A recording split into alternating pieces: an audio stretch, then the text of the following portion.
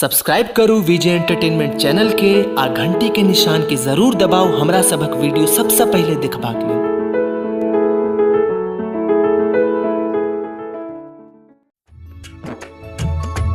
विजय entertainments पर अपने सबक स्वागत अछि। अखन उपस्थित छी दुर्गा पूजा के एकटा नव भजन लऽ कऽ, जाहि में अपन आवाज देने छथि मिथिलांचलक प्रसिद्ध गायक विकास झा, संगीत सँ सजेने छथि जय तिवारी और गीत छनि अमरेश यादव जी के। आशा है जे विजय एंटरटेनमेंट्स के ई भगवती गीत अपने सबके बहुत नीक लागत। धन्यवाद। जुड़ल रहू विजय एंटरटेनमेंट्स यूट्यूब चैनलक संगे।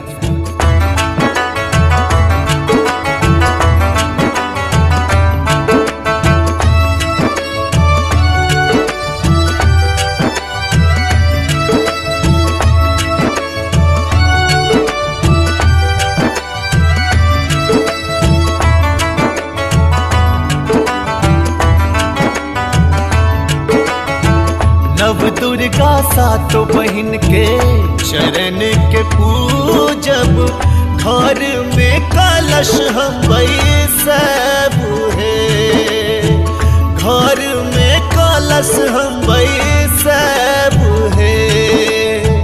नव दुर्गा सातों बहिन के चरण के पूजब, घर में कलश हम बैसब है, घरे में कलश हम बैसब है।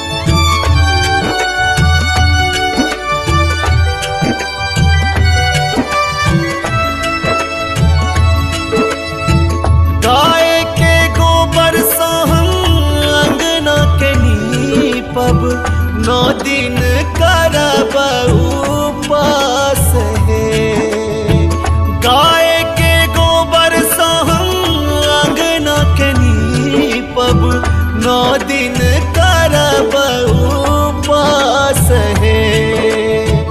गंगा जमुनवा सा जल भरी लायब, गंगा जमुनवा सा जल भरी लायब, मैया के चरण पखारब है, मैया के चरण पखारब है।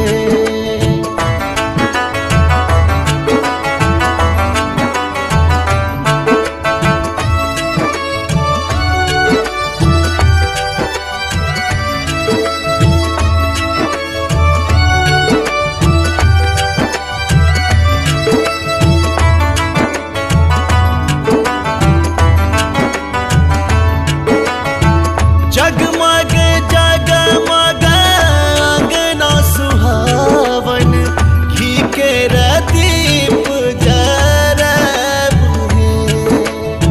जगमग जगमग अंगना सुहावन, घी के दीप जरब है। अरहुल फूल के माला, घियर कपूर के बाती, अरहुल फूल के माला, घियर कपूर के बाती, मैया के आरती उतारब है, मैया के आरती उतारब है।